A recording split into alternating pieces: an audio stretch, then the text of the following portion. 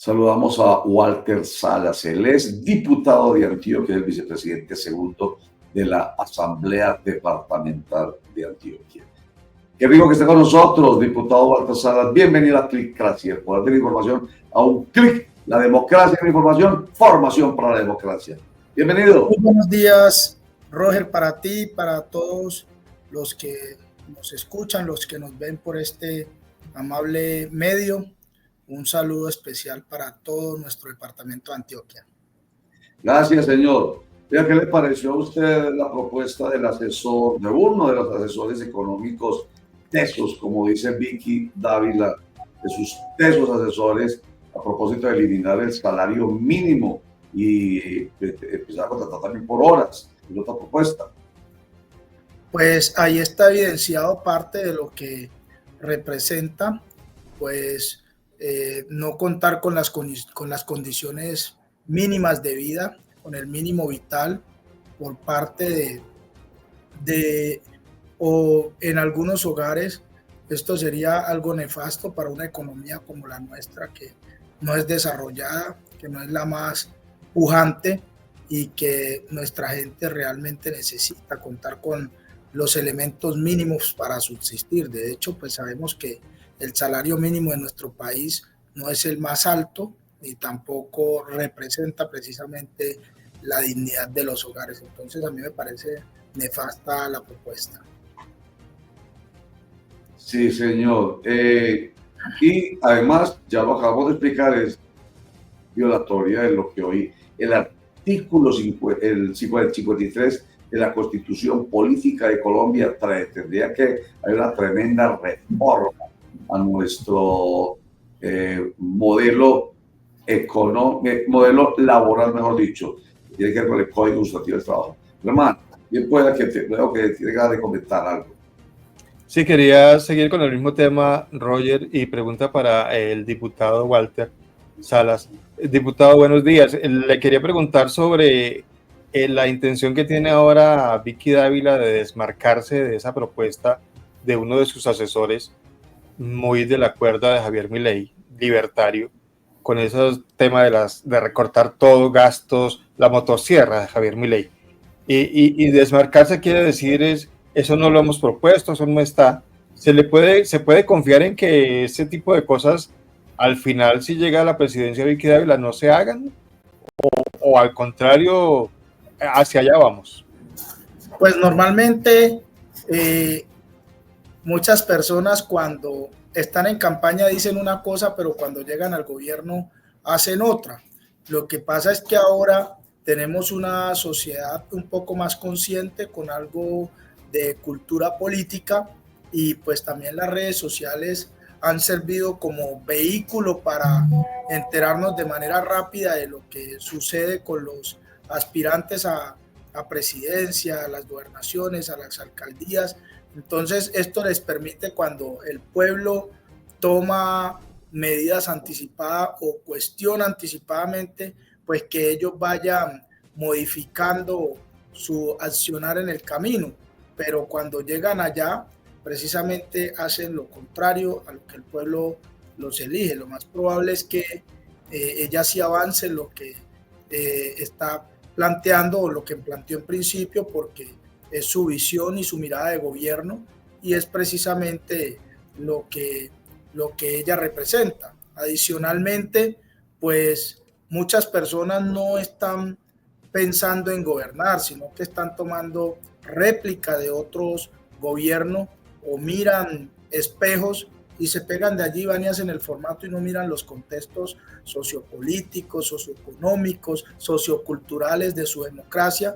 No es lo mismo Argentina que Colombia, no es lo mismo Venezuela que Colombia, no es lo mismo Ecuador que Colombia. Acá estamos ante una cultura política un poco distinta, estamos ante una cultura política algo diferente, y eso es lo que nosotros tenemos que analizar cuando nos presentamos a los cargos públicos. No tratar de traer réplicas, sino mirar nuestros contextos sociales, socioeconómicos, sociopolíticos y culturales, para desde allí tomar las decisiones que beneficien al pueblo. Pero a mí me alegra algo que usted dice, diputado Walter Salas, que hoy los colombianos tienen mayor cultura política. De eso hemos venido hablando hoy. Empezamos a hablar de la decisión que se toma en México de elegir a sus jueces y magistrados. No obstante, haya solamente participado el 13%, pero dice Claudia Sheinbaum, la presidenta, que es absolutamente maravilloso lo que ha pasado desde el punto de vista de la participación democrática y de la decisión popular. A mí también me parece, en lo personal, no obstante las dificultades que ello traiga. Vuelvo al tema nuestro, lo comento con usted.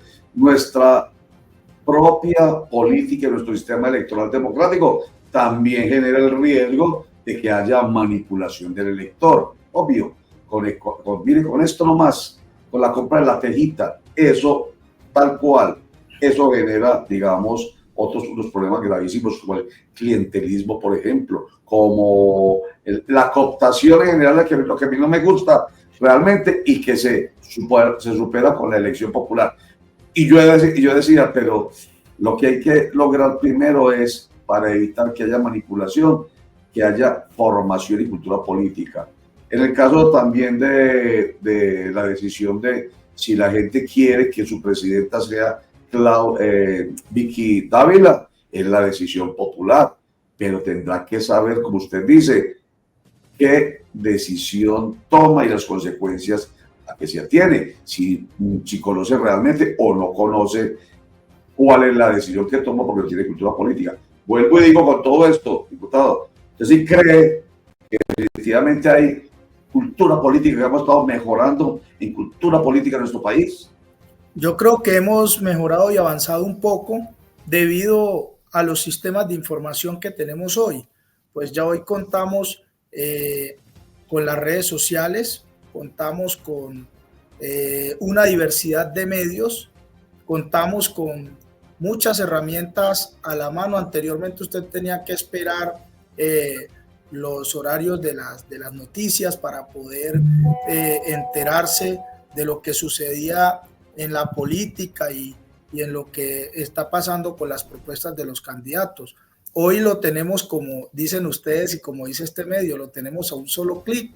Entonces, eso permite que nosotros estemos ante una sociedad un poco más informada. La globalización también nos ha permitido avanzar en la digitalización de la política, y esa digitalización de la política le ha hecho un bien a las comunidades. Esa digitalización de la política le ha hecho un bien a políticos como nosotros, que no representamos las élites ni los grandes poderes económicos, que venimos desde los territorios, desde las regiones, que logramos a través de la visibilidad de los medios tener algo de alcance, un poco de reconocimiento, y de esa manera poder representar nuestras comunidades. Esto anteriormente no era posible. Si tú no tenías para pautar en radio, en prensa, en televisión, era muy difícil que personas como nosotros pudiéramos representar nuestros territorios, que han sido históricamente excluidos además. Entonces, eso permite que nuestra gente esté enterada todo el día de lo que está pasando. Esto permite que nuestra gente sepa cómo se está haciendo el control político. Esto permite que nuestra gente conozca las acciones de los gobernantes y así tomar decisiones un poco más informadas. Y todo esto se traduce a algo de cultura política. Entonces yo pienso que hemos avanzado un poco. Tenemos territorios que aún están desconectados, por eso es importante avanzar en materia de conectividad rural, para que la gente allá también se pueda enterar de lo que sucede en Colombia y en el mundo. Pero sí hemos ido evolucionando un poco, y sé que a medida o en el transcurso del tiempo vamos a evolucionar un poco más con lo que respecta a la información, y esto es lo que permitirá que nuestra gente siga tomando cultura política y las decisiones sean un poco más objetivas, transparentes, y que votemos con el corazón y con conciencia. Bueno, a mí me gusta que usted sea optimista en ese sentido. Yo soy también muy optimista, qué rico que así sea. Estamos hablando de la democratización de la información a través de las redes sociales, aunque sabemos también que se utilizan con intereses, usted sabe, la desinformación, la manipulación, las mentiras y todo lo que se pueda decir tranquilamente por aquello de la libertad de expresión, lamentablemente pues genera en muchas mentes distorsión en torno a la realidad. Por eso volvemos al principio, si la gente está formada realmente, si hay cultura política real, cultura ciudadana, cultura cívica, con seguridad no se va a dejar manipular. No, dicho, si está bien informada, ahí es cuando entramos nosotros a darnos el pillo. Intentamos ser un medio que informemos y que trascendamos la información ayudando a entender. Si la gente termina siendo mentalmente mucho más clara cuando recibe la información, sabrá si va a ser manipulada, si usa la expresión, si va a ser convertida en idiota útil o no, por intereses de uno u otro lado. Entonces, qué bueno, digamos que usted es optimista y yo también quiero serlo, porque de eso se trata. Bueno, vamos a este otro tema que es bastante lamentable, lo que dice la ONU. Empecemos por ver este post de la ONU Derechos Humanos, que habla de lo que está pasando en una vereda de Antioquia, del municipio de Amalfi, Los Toros.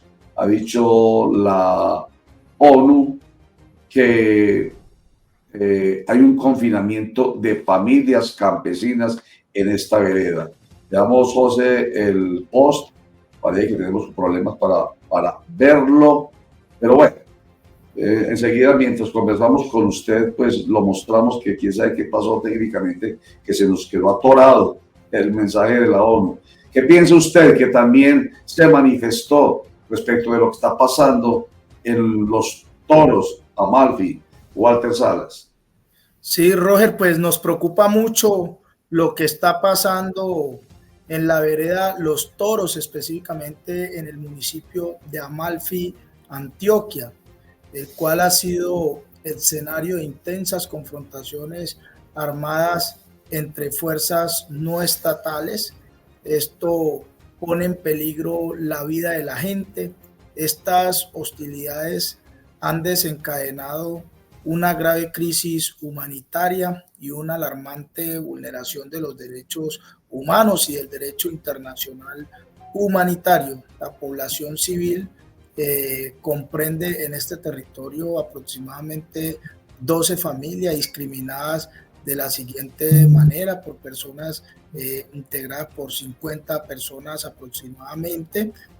Allí hay adultos, hay niños que han sido directamente afectados por estos enfrentamientos en uno de los actos que constituyen una clara violación a ese derecho internacional humanitario, y que hoy se hace necesario que el Estado desde sus distintos niveles se pronuncie, se acerque, acompañe al territorio y que acompañe a estas comunidades para garantizarles el derecho a la vida, el derecho a un ambiente sano, el derecho a la paz, como colombianos, como antioqueños, y que hoy nos preocupa muchísimo lo que se está viviendo allí, donde la sociedad civil está en medio del conflicto armado de fuerzas ilegales, de fuerzas no estatales, y que esto es totalmente preocupante para nuestro departamento y nuestro país.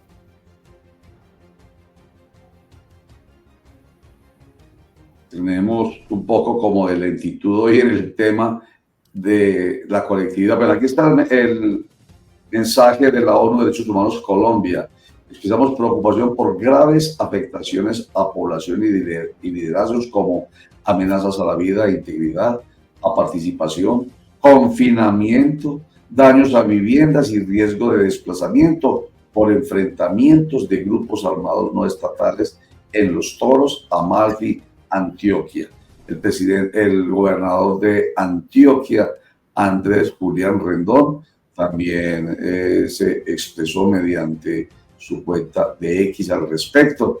Vamos a ver si carga la información, que está un poquitico lenta. Usted nos excusará y nos excusarán nuestros internautas. A veces el internet no es lo suficientemente rápido, aquí está, dice Andrés Julián Rendón, gobernador de Antioquia.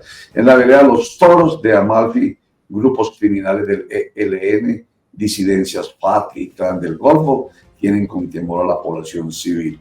Completan varias horas de enfrentamientos por el control de las rentas criminales. Hay claras violaciones al derecho internacional humanitario, minas antipersona y pobladores. Oiga, diputado, imagine que estos días estuvimos pasando. Bueno, hicimos la entrevista primero con el padre Antún Ramos Cuesta. Él es el sacerdote que estuvo en Bojayá cuando se presentó ese enfrentamiento entre los paramilitares y los frentes 57 y 34 de las FARC, si no estoy mal. Recuerda ese nefasto episodio de la pipeta lanzada por las FARC que cayó en la iglesia de Bojayá. Había allí cerca de 500 personas escondidas buscando la protección en la casa de Dios, y hasta allá llegó la mano del diablo con esa pipeta y mató a 79 personas. Entonces, aquí quiero llegar. Cuenta el padre Antún Ramos Cuesta que ellos habían emitido la alerta temprana desde 11 días antes, 13 días antes. 13 días antes habían dicho, ojo, que los paramilitares se tomaron a Bojayá y con la intención de recuperar ese municipio chocoano de la presencia de las FARC. Y las FARC llegaron a recuperar de los paramilitares ese municipio.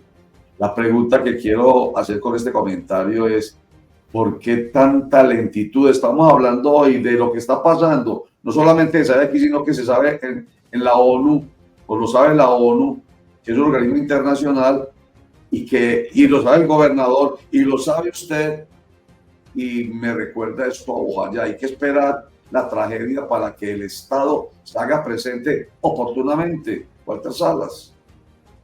Hombre, pues es realmente preocupante lo que está sucediendo en materia de seguridad a nivel de país. Yo creo que el gobierno tiene que endurecer un poco más su pie de fuerza. El gobierno tiene que ser un poco más atento con respecto a los temas de seguridad en los territorios, porque nosotros no podemos volver al pasado. Nosotros no podemos permitir que nuestra población se encuentre en zozobra. Pues lo que está pasando hoy en Amalfi realmente sí es lo mismo que se ha presentado históricamente en otros territorios donde se han registrado casos de destrucción de bienes a la población civil, la quema de enseres. Estas acciones solo generan pérdidas materiales, o no solo generan pérdidas materiales, sino que buscan sembrar terror y desplazar forzosamente a las comunidades, configurando posibles crímenes de guerra según el Estatuto de Roma. Y esto ya se ha presentado en otros momentos de la historia del país, y que precisamente han conllevado a un final malo, perverso, un final donde realmente quienes pierden son las familias, los campesinos, quienes están en estos territorios, porque allí se queda la tierra, allí se quedan sus sueños, allí se queda la construcción de proyecto de vida, y el gobierno es el que debe garantizar los fines esenciales del Estado a su comunidad, y en este caso están en total obligación de prestar atención en lo que está pasando en estos territorios, y que posteriormente no pase a mayores, aunque ya se considera de mayor relevancia, porque aquí está en juego la vida, está en juego la dignidad de las personas.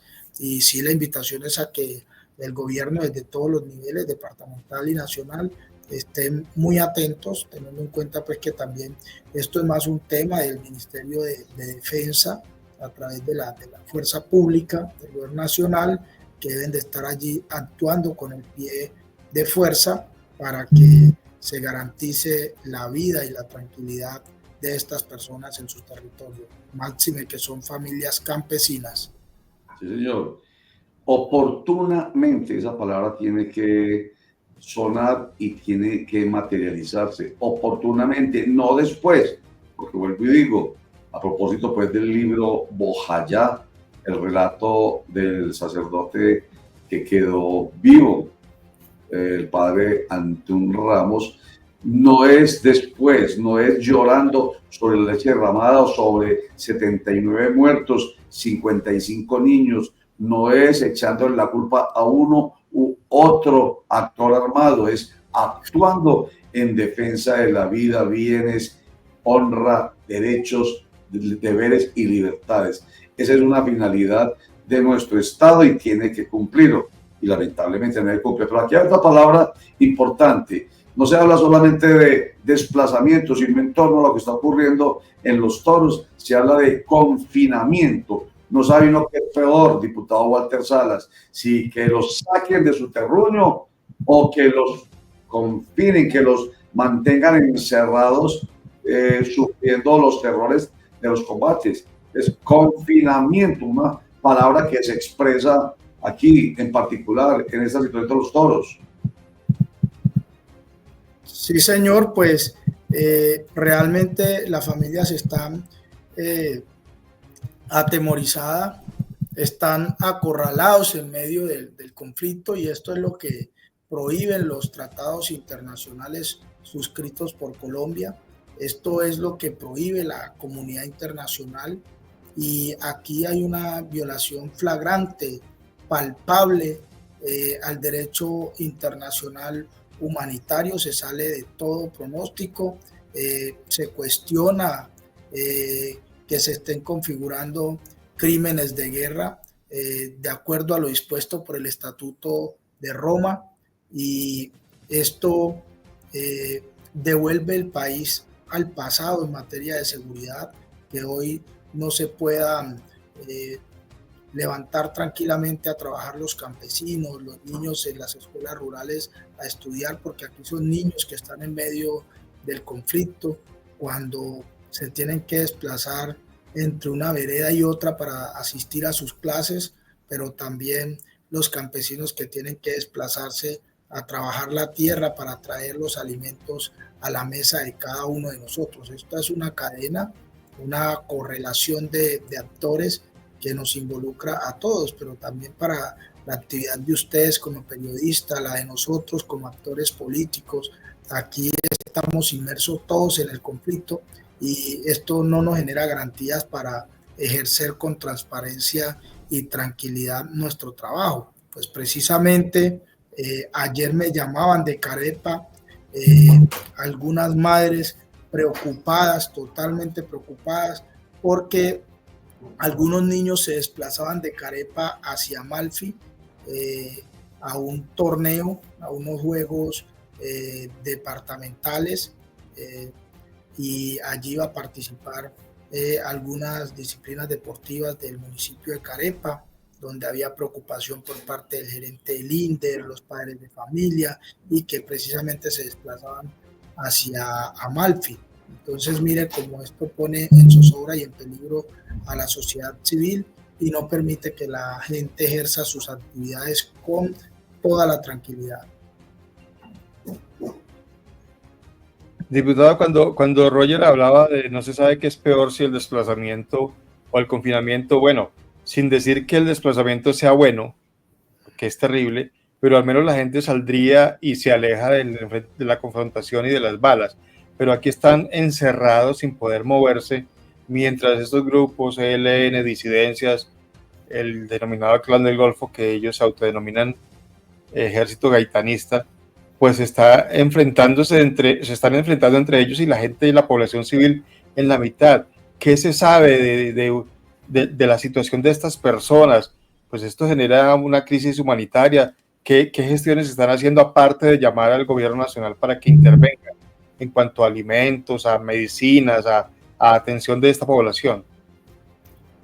Pues hasta el momento no tengo información precisamente de cómo estén los actores en el territorio, pero lo que sí conozco es que ya se estaba activando el cordón humanitario para que se pudiesen ingresar los alimentos al territorio, para ingresar medicina y dar garantías en la protección de los derechos de los niños, haciendo la verificación de derechos por parte de los actores de la población y de esa manera poderle brindar las garantías necesarias. Pero en este momento estamos en total incertidumbre porque no sabemos lo que pasa allá y pues constantemente no te van a estar comunicando las acciones que se estén realizando. En ese sentido, pues consideramos que la población civil sigue en sus obras, sigue en ese confinamiento, y frente a estas dos reglas del confinamiento o el desplazamiento forzado, yo diría que ninguna de las dos son permisibles, ninguna de las dos son de cierta forma medidas que generen tranquilidad, porque ambas generan violación a los derechos humanos, violación al derecho internacional humanitario, pone en peligro la vida y la dignidad de la gente, y entonces no debiese existir ninguna de las dos, porque la sociedad no puede estar acorralada u obligada a enfrentar este tipo de actos de desobediencia por parte de las fuerzas no estatales, que finalmente lo que pelean no es algo ideológico, sino una lucha histórica por el poder de las drogas, de dinero y de otras cosas que finalmente ponen en el medio es a la población civil. Entonces, esperamos que ya estén actuando, que ya haya presencia integral del ejército, de la fuerza pública, para que puedan garantizar la vida de la gente. Último comentario antes de cambiar el tema, diputado Walter Salas. ¿Usted está convencido del proceso de paz total del presidente Gustavo Petro o no lo está? No, pues la paz es una condición necesaria para que el ser humano pueda vivir con dignidad. La paz no es un camino, la paz es el destino, y no, perdón, la paz no es el destino, la paz es un camino, y nosotros desde aquí siempre estaremos de acuerdo con apoyar la paz. Nosotros siempre estamos de acuerdo con que los seres humanos puedan vivir con dignidad, pero paz sí, pero no así. O sea, mientras el gobierno negocia con algunas medidas blandas, mientras el gobierno es permisivo con los actores de guerra, la sociedad está en zozobra, la sociedad está confinada, y finalmente nosotros también estamos un poco atados porque no nos podemos desplazar con tranquilidad por todo el departamento. Entonces el gobierno sí tiene que replantear su política de paz total, el gobierno sí tiene que brindarle garantías a la sociedad civil mientras hace las negociaciones con estas fuerzas armadas, con estas fuerzas no estatales. Tiene que brindarle garantía a la sociedad civil, porque no podemos seguir poniendo muertos como se han puesto durante toda la vida mientras se negocia con estos actores que finalmente toman la medida de la paz o el camino de la paz. Es cuando ya se ven acorralados, o cuando ya están enfermos, o cuando ya se sienten marginados o no tienen escondites, que vienen y negocian por fases, por etapas algunos. Entonces aquí sí necesitamos que el gobierno nacional ponga medidas drásticas para adoptar el camino de la paz, y de lo contrario terminar con las negociaciones, porque nosotros no podemos estar toda la vida inmerso en este conflicto que pone en peligro la vida de la gente. Me parece Walter Salas, diputado de Antioquia, vicepresidente segundo de la Asamblea Departamental de Antioquia. Y usted, un político decente, lo escuchó hablar y es de la oposición. No obstante, en ningún momento le ha tirado agua sucia al gobernador de Antioquia. Incluso pareciera que estuviera muy del mismo lado del gobernador cuando le pide al gobierno nacional: señor, ojo con la paz, no estamos de acuerdo. Sí estamos de acuerdo y necesitamos la paz, pero no así. Claro que usted lo hace distinto. El gobernador de Antioquia lo hace tirando dardos. Usted lo hace muy asertivamente y me parece muy decente. Permítame que se lo diga porque vale la pena decírselo cuando hoy lamentablemente hay tantos políticos que se dedican más a generar el caos, lamentablemente, un político constructivo. Eso, Walter Salas, diputado de Antioquia, nos tiene que inspirar. La fábrica de la inspiración, la fábrica de todos, fábrica de licores y alcoholes de Antioquia.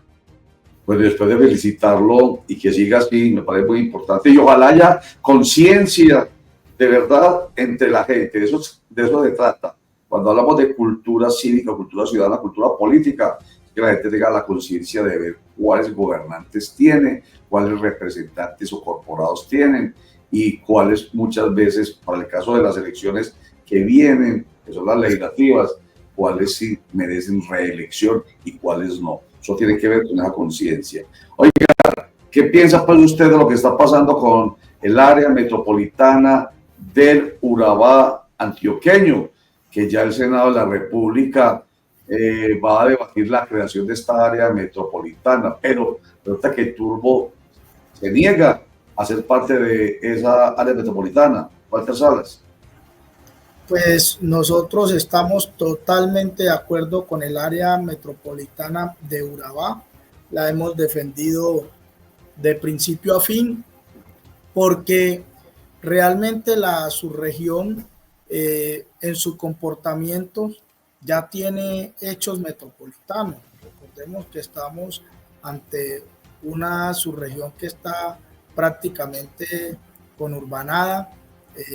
La conexión entre municipios, la identidad, entre otras cosas que nos unen como hermanos de estos territorios urabaense, pues ya nos muestran el camino al área metropolitana. Urabá está viviendo un momento vibrante, un momento único, un momento histórico donde nosotros no podemos desaprovechar esa oportunidad para acercarnos a las reglas modernas de gestión pública y prepararnos también para los retos del futuro de la región, y eso lo hacemos también en torno a la planificación, y en torno a la planificación hay que cambiar el esquema tradicional y pensarnos como un modelo distinto de región, y ese modelo distinto de región es en torno a aprovechar los esquemas asociativos en torno a la planificación del territorio. Nosotros no podemos permitir que Urabá se planifique de manera desordenada, como ha pasado en otros territorios, que cuando ya ha llegado el momento vibrante, la buena energía económica, es donde entran a organizarse. Nosotros debemos de estar preparados desde ya para que Urabá reciba este momento económico que va a vivir, este desarrollo y crecimiento económico, lo reciba de la mejor manera, y para eso tenemos que planear nuestros municipios en torno a la concurrencia, a la subsidiariedad, y eso lo logramos a través de esta área metropolitana. Nosotros necesitamos en la región una entidad supraadministrativa que se encargue de gestionar los grandes proyectos, que piense en el tren al mar, que piense en el acueducto subregional de Urabá, que piense en la sostenibilidad ambiental, que conserve nuestra biodiversidad, y eso lo logramos cuando estamos cerca a los negocios verdes que permitan trabajar la bioeconomía y los negocios azules en torno al agua. Entonces eso lo logramos cuando tengamos una entidad supraadministrativa que le permita a la región planearse en conjunto y que todos hilemos para el mismo lado y vamos como rueda suelta en torno a los desafíos de la región. Diputado, yo me acuerdo ahora cuando alguna vez un alcalde de un municipio del sur del Valle de Aburrá, de Envigado, que no estaba en el área metropolitana en su momento, decía que no les gustaba eso porque tenían que destinar recursos de su municipio para el área metropolitana y que se demoraban en aprobar los proyectos para beneficio de ese municipio, que era mejor que cada municipio gestionara sus propios proyectos y no esperar a que una entidad como la que usted menciona, área metropolitana, sea la que decida en qué se invierte o no esos recursos. ¿Será que si se logran los proyectos, se materializan, se ejecutan con una digamos que con un área metropolitana y no cada municipio gestionando sus propios intereses, sus propios proyectos? Porque vemos ahora lo que está ocurriendo también en el oriente, que hay mucha resistencia de la misma población a esto del área metropolitana porque parece que no es lo que la gente quiere. ¿Cuál es el beneficio real de un área metropolitana y cuáles serían también los inconvenientes? Bueno, mira, Germán, lo que pasa es que quizá los gobernantes y alguna parte de la comunidad no ha caído en cuenta o de pronto no tienen la información que un área metropolitana no es un lujo, no es algo de caché o no es algo de vanidad por parte de quienes la proponen. Hay que invertir también en la planeación estratégica. Si uno no invierte, es como cuando si usted es abogado y usted no invierte constantemente en su formación, en su capacitación, en actualización, pues usted se va a quedar obsoleto. Y asimismo son los municipios, o sea, nosotros no podemos pensar que es algo nefasto o que no es bueno invertir en torno a la planeación. Claro que es bueno invertir en la planeación para que de allí se formulen los proyectos y de allí se planifique el desarrollo que necesitan los municipios y las regiones, y eso no está mal que se invierta en la planeación. Pero además, obviamente que los municipios tienen que poner un aporte que se va a ver retribuido en las mismas inversiones de los municipios.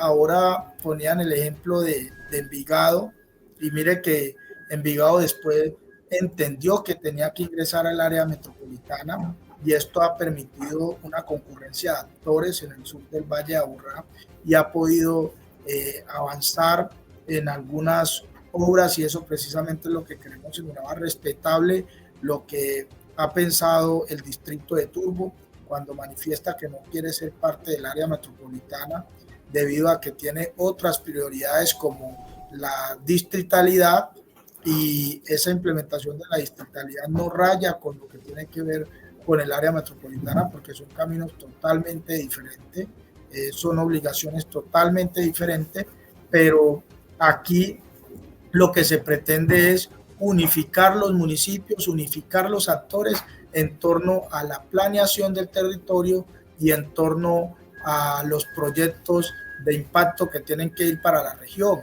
Pues solo Apartado no podrá llevar el tren al mar, solo Carepa no podrá hacer el acueducto regional, solo Mutatá no podrá desarrollar las vías y encargarse de los sistemas integrados de transporte que necesita la subregión, incluyendo además a los actores del territorio que ya han trabajado con el transporte durante décadas y que no es que se pretendan excluir, pero que haya unificación de los mismos. Porque mire, una de las cosas que a mí me llama la atención de la creación del área metropolitana es la situación que viven los estudiantes de la región. Pues hay jóvenes que pagan en tan solo 2 kilómetros de trayecto, pagan 7,000 pesos de pasaje por trayecto. Es decir, 7,000 pesos para ir, 7,000 pesos para regresar, son 14,000 pesos diarios en tan solo 2 kilómetros. Y esto pasa con los jóvenes que van de Carepa hacia la sede que queda en el ICA de la Universidad de Antioquia, la sede de Ciencias Agropecuarias.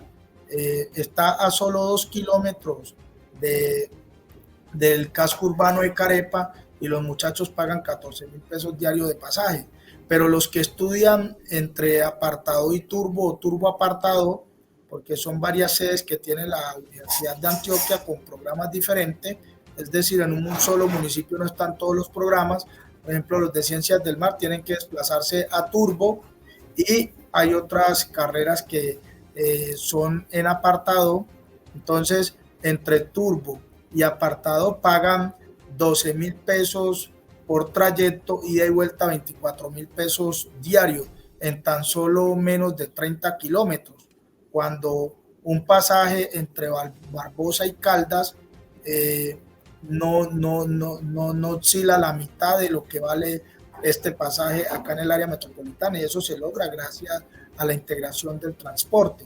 Entonces, una familia que el hijo logre pasar a la Universidad de Antioquia, después se ve embalada para mandarlo a estudiar porque no cuenta con los 24, 25.000 pesos diarios, y eso que esto en un medio de transporte que es un poco más demorado por trayecto, pero los que se desplazan en microbús o algo así tienen que pagar hasta 30.000 pesos diario de pasaje, 40.000 pesos, porque es muy difícil la movilidad en la región en torno a los costos del transporte público. De ahí entonces que es importante la integración del transporte, y que pueda haber unas medidas sanas para que la gente pueda tener acceso a las oportunidades de manera tranquila y objetiva. Aterrador eso de los precios de los pasajes que tienen que pagar, pues, ¿quién puede subir así? Nadie, definitivamente. Pues sí, esa es una de las propuestas pues interesantes, ¿no? Estaba leyendo yo acerca de qué es lo que piensa el alcalde Alejandro Buchar, quien es el alcalde distrital de Turbo, y pues razones para no pertenecer pues al área metropolitana de Urabá. Ya digo algunas, pero me gustaría precisar lo que él plantea específicamente, que se busca avanzar en proyectos estratégicos como el desarrollo de Puerto Antioquia y la infraestructura vial que conecta con el centro del país. La preservación de la autonomía portuaria. Ya existe una preocupación de que al integrarse al área metropolitana de Urabá, Turbo pueda perder competencias sobre la planificación y control de sus activos portuarios. En fin, otros más. Yo creo que la otra vez hablamos de esto. Un problema que existe también en el oriente antioqueño con la búsqueda de la consolidación del área metropolitana del Valle de San Nicolás, y es Río Negro, que sería el centro de esa área metropolitana. Por eso es que Marinilla no quiere que ¿cómo se llama el poder de veto lo tenga un municipio como Río Negro. Mejor dicho, el poder. Se llama de veto, pero el poder. Allá de pronto se piensa que el poder lo tenga apartado.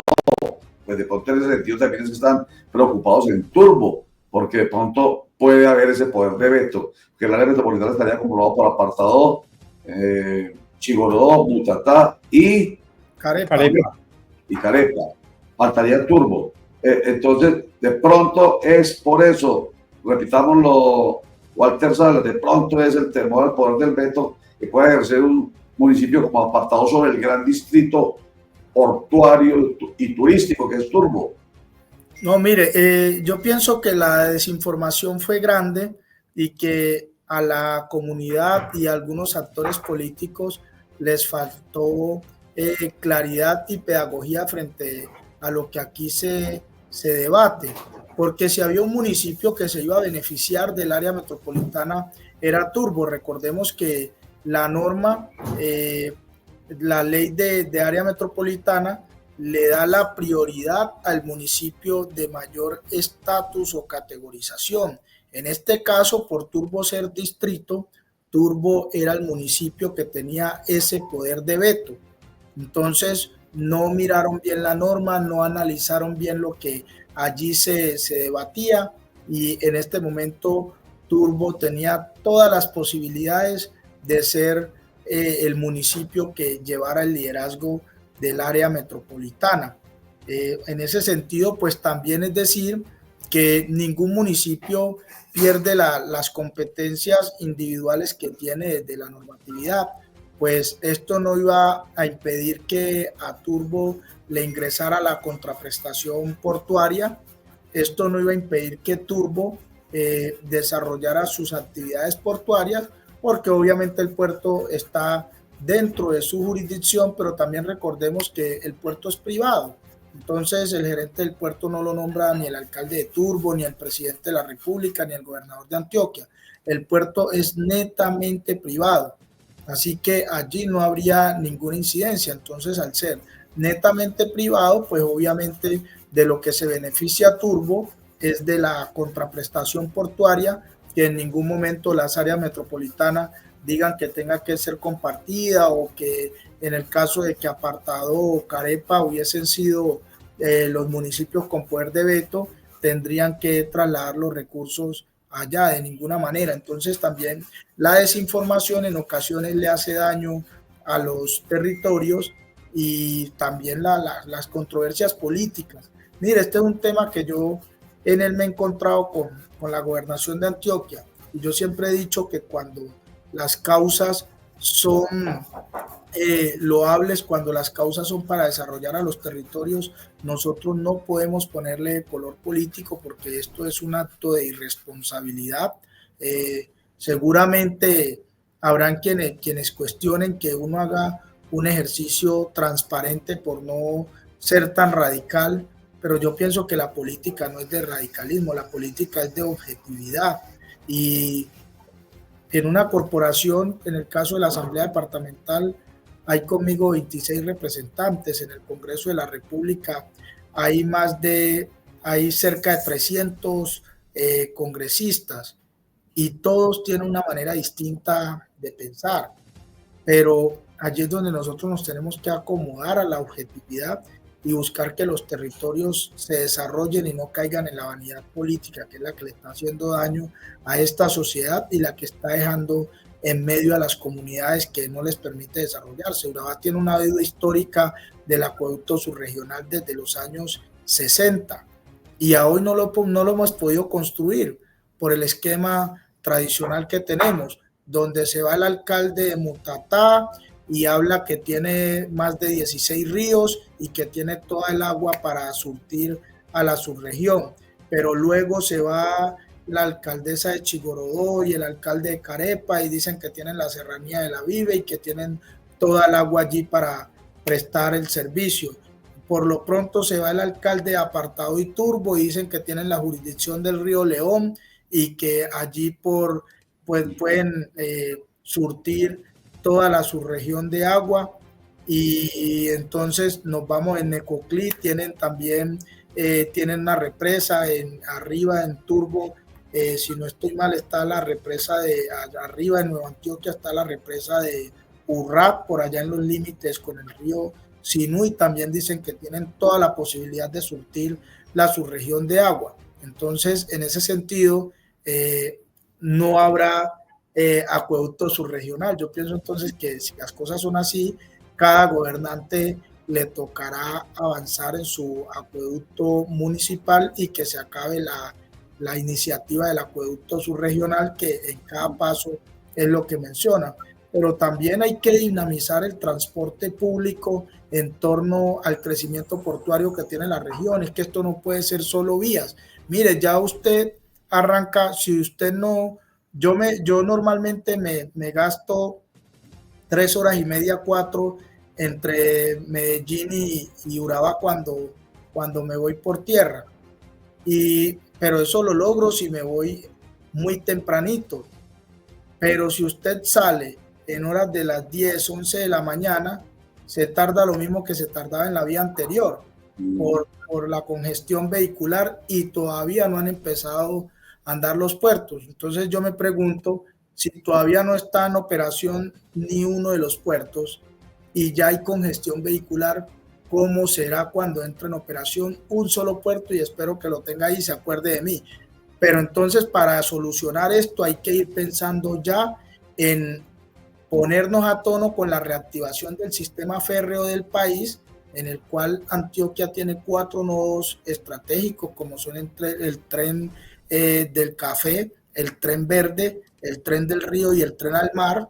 Entonces el tren al mar tiene que conectarse con el tren del Café, con el tren del río, para que podamos movilizar mercancías y ponernos en la estrategia nacional de conectividad en materia de transporte férreo para movilizar mercancía y esto pueda descongestionar un poco más la movilidad regional en torno a las 4G que ya son prácticamente un hecho. Mejor dicho, con estos dos ejemplos del acueducto subregional y del transporte, queda claro que definitivamente la unión hace la fuerza. Cada quien tirando para su lado, que yo tengo lo mío, que yo soy muy bueno, dicen los de Carepa, que lo tengo yo, dicen los de Apartado, que los tengo yo, los de Chicolodó, ejemplo que usted puso. Eso lo que hace es mostrar el egoísmo que no va a permitir el crecimiento económico y el desarrollo humano y social ni de la localidad y menos de la subregión. Por eso aquí ya es opinión como usted la ha planteado favorable, la mía también es favorable en torno a la asociatividad, es absolutamente necesario, por aquello de la unión hace la fuerza y por los ejemplos que usted ha puesto, pues creemos que es necesario. En todo caso, Turbo ha dicho que no se niega, está en estos momentos en este proceso, digamos, de no querer integrar el área metropolitana de Urabá, pero dice que al final, pues verán, no se niegan del todo, como si ocurre en el oriente antioqueño con Marinilla, que sí se niega a formar parte del área metropolitana de el Valle de San Nicolás. Vicepresidente segundo de la Asamblea Departamental de Antioquia, Walter Salas, gracias por habernos acompañado, se quedó con otro un ratico más, bueno, menos mal, no lo sentí como acosando, pero era necesario que habláramos de los tres temas que hablamos con usted, porque lo hicimos en profundidad. Muchísimas gracias, Walter Salas. Muchas gracias, Roger, a ti y a todos los que estuvieron por acá atentos a esta entrevista, al otro compañero que estuvo, Germán, que también nos acompañó por acá. Y aquí estamos siempre dispuestos. Muchas gracias por abrirnos los micrófonos y permitir que nuestra sociedad esté informada. No, señor, gracias a usted. ¿Iba a decir un comentario final, Germán? No. Muchísimas gracias, diputado, por acompañarnos y por darnos claridad en estos tres temas tan importantes. Muchas gracias. Gracias, Walter Salas, diputado de Antioquia. Oiga, lo vuelvo a decir, Germán. Lo dije ahorita, pues hay que hacerlo. Qué señor tan decente me ha parecido, no sé qué pensar usted, pero mire, él es de la oposición. ¿A quién? Al gobernador de Antioquia. Y durante toda la entrevista usted vio manejando con absoluto respeto. En el caso, por ejemplo, de la seguridad del orden público, un poco que se ponía, un poco no mucho, se puso al lugar o al lado de lo que el gobernador piensa, pero de una manera muy distinta como la plantea el gobernador, ¿cierto? Pidiendo que debe hacerse presencia de la fuerza pública, que el proceso de paz del presidente Gustavo Petro es necesario, pero no así, que está fallando. Pero lo dice con altura y decencia. Ese es el político, los políticos que necesitamos nosotros, Germán Mendoza. Lo que pasa es que, Roger, es que se puede estar en desacuerdo con otra persona. Podemos estar en desacuerdo usted y yo, por ejemplo, pero hay temas en los que tenemos que, digamos que, confluir. Sí. Hay cosas que son de interés general, que no nos pueden poner en polos opuestos. Cuando se trata del orden público, en el caso del que estábamos hablando allá en Los Toros, pues obviamente que la población es la que está sufriendo y tanto el gobernador como el diputado y la comunidad y el alcalde y toda la gente que se ve afectada, pues va a estar sintonizado en el mismo tema. Por supuesto, entonces no se trata de colores políticos, simplemente voy a llevarle la contraria al gobernador porque es que yo soy oposición a un tema que es sensible, que es coyuntural, que es importantísimo. Ahí se tienen que olvidar, Roger, los colores políticos, las ideologías y pensar en el interés general, que es lo que a veces se nos olvida o se les olvida a los políticos. Sí, señor, así es.